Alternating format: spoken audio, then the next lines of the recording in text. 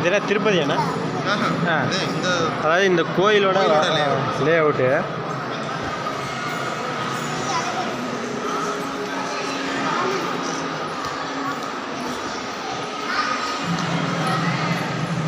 கோயிலோட லே அவுட்டு இது மக்களே பார்த்தீங்கன்னா.